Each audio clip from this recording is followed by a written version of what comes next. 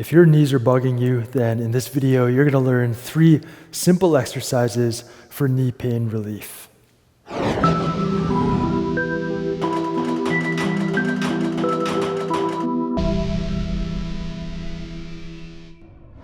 Hey, what's up? Coach E here from Precision Movement, and today we're going to go through some exercises to help with painful knees. So if your knees are bugging you, it could come from a lot of different places. The body is interconnected where every joint influences other joints in the body, and the most impactful influences come directly above and below. So when it comes to the knees, the joints that you want to investigate are the feet and the ankles and the hips. Now in this video, we're going to go through knee-specific exercises, and the benefit of these exercises is to increase blood flow to the area. So if there's any damaged tissues, then this will facilitate the healing. It's to activate all of the muscles around the knees to tell the neuromuscular system that, hey, these muscles are on and they're working. So if you're just sending a pain signal because you thought things weren't working properly, then you can just chill out on that. And number 3, these exercises are just going to help to relieve the tissues. So we're going to go through these 3 exercises, and I'm going to go through a bonus tip as well after that can really give you instant relief without pain meds, Tylenol, Percocet, any of that kind of stuff. Okay? And then we're going to break down a little bit what you really have to address for the long-term solution. Okay? So let's get into it. The first exercise is active self-myofascial release around the patella. So around the patella, the quadriceps insert into a tendon that basically becomes the patella, which then turns into a tendon that inserts into the tibia down here. That's what allows the quads to do that, knee extension. Okay, so we're just going to work on the tissues around here in case there's any scar tissue or adhesions that might be impacting the way the patella is moving.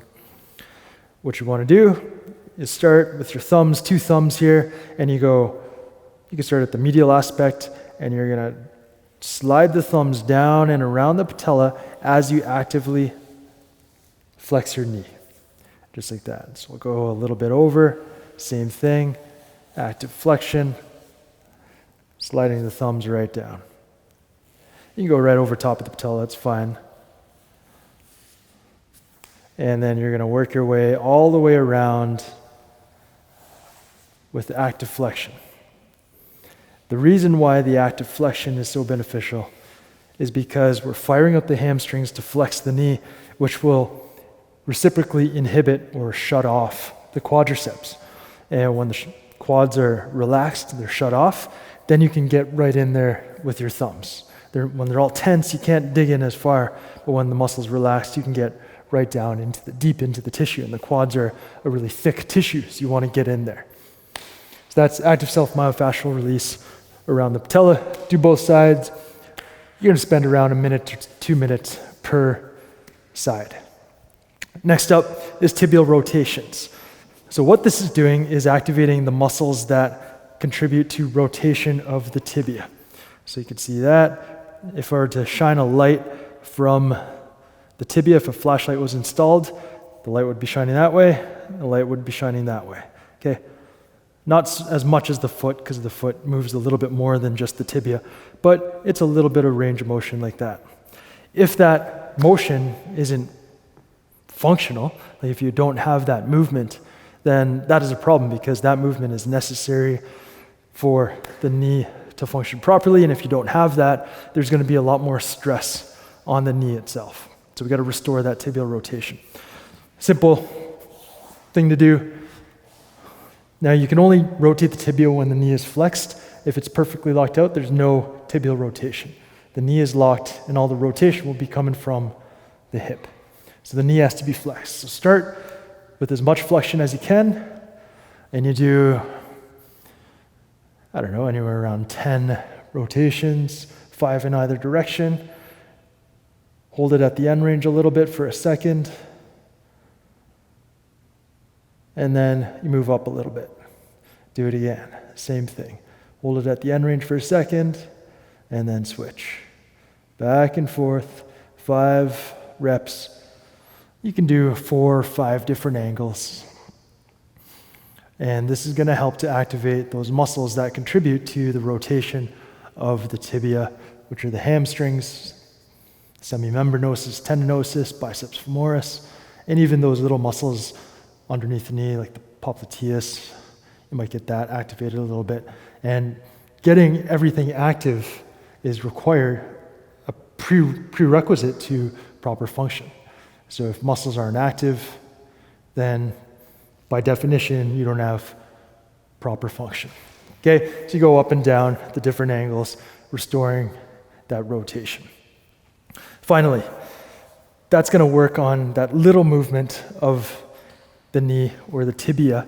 Now we're going to work on the gross movement and fire up the muscles that contribute to that, which are the quadriceps, which do extension, and then the hamstring group as a whole, which does flexion. So how are we going to do that? Well, we're going to do a hip bridge with push and pull. That's what I call it. So you know the standard hip bridge, that guy, all right? We're going to do it, just be very specific with it. First, I want you to get into fully flexed, active flexion of the knee. So feet off the ground, flex your knees, and then place the feet on the ground. That's where you're going to work from, okay? From here, get up into your hip bridge as tall as you can. Once you're here, we're going to alternate a 5-second push and then a 5-second pull. So the push is I'm activating the quads, I'm sliding my feet away from my head. My feet aren't actually moving, but that's just going to fire up the quads. Hold for 5 seconds, keep breathing. And then we're going to alternate right into the pull. So pulling the heels towards my butt, fire up the hamstrings, glutes are on the whole time, spine is in neutral, I'm breathing. So now I've got to pull. And then we can lower down and relax, and then do another rep. You'll want to do anywhere from 3 to 6 repetitions of this technique. So again, you bridge up. First activation pattern, first map is to push and fire up the quads. Hold for 5 seconds and breathe. Maintain the alignment of the spine throughout, and then you switch to a pull, fire up the hamstrings, and down and relax. 3 to 6 repetitions there, and that's going to work the quads and the hamstrings, and it's going to work it in a closed chain fashion. So I like to, whenever I do these types of videos where I'm giving you a few exercises for a particular condition, I like to work the different types of movements. So one type of movement is open chain, tibial rotation, that's open chain. The foot is moving, the tibia is moving, and my butt's on the ground. And then closed chain. My feet are on the ground, and my body's moving around it. We're also changing it up between a dynamic movement here, whereas the hip bridge with the push and pull is an isometric movement there. So I like to give you a variety of stimulus in the various movements so that we work the muscles and the neuromuscular system in a number of different ways. So like I said, the benefits of these techniques are to restore some tissue quality around the kneecap, the patella, if that's the source of your pain, to restore the movement of tibial internal and external rotation, and to get the quads and hamstrings fired up.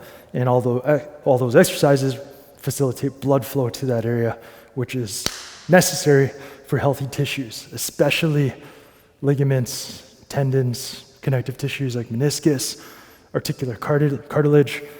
All those passive tissues need movement and muscular activation to drive blood flow to them so that they can regenerate and stay healthy. Now the bonus tip. So the bonus tip is, if you've got sore knees, they're just bugging you, they're kind of achy, when you shower in the morning or whenever you shower it is, in the morning or night. I shower at night because I can't go to bed stinky. My wife wouldn't allow me in the bed. But when you shower, alternate 30 seconds of as hot as possible on the knees with 30 seconds of cold. If you do that for 3 minutes per knee, that's 6 minutes, and that will provide you with not just pain relief, will decrease the inflammation, and it will also facilitate blood flow because of that contrast, the hot and the cold. The blood vessels dilate when it's hot, so blood flow can go in. And then when it's cold, the blood vessels constrict, so it's pumping blood in and out, like I'm squeezing a tube. That's going to help immediately with pain and will also facilitate the healing that you're going to get through movement and exercise. So, like I said, these exercises are going to help with pain relief, acute pain relief, but if you do have bothersome knees, you have to look above and below. So you got to look at the feet and the ankles, the way they're working, and you got to look at the hips. Now you might have an intuition on which area might be causing you more trouble. For example, if you've got flat feet, maybe it's coming from your feet. That's a place to start. Or if you know your hips are super immobile and tight, then maybe you want to start there. Either way, start somewhere. That's going to help you to fix whatever it is at the root cause of your knee pain. Okay? Because most of the time, the knee pain isn't because the knee is not functioning correctly. The knee pain is coming as a symptom of something either below or above it that's not working correctly. Okay, so I'll link to some further resources. You could search my YouTube channel for ankle exercises, foot exercises, or hip exercises. And you can also check out my courses. Lower limb control deals specifically with the knees, ankles, and the feet, restoring proper function, muscular activation, and mobility to those areas. And hip control does the same for the hips. Okay, so I hope you enjoyed that video. Please subscribe. If you thought it was cool, leave a comment. If you thought it sucked, keep it to yourself, and I'll talk to you next time. Peace.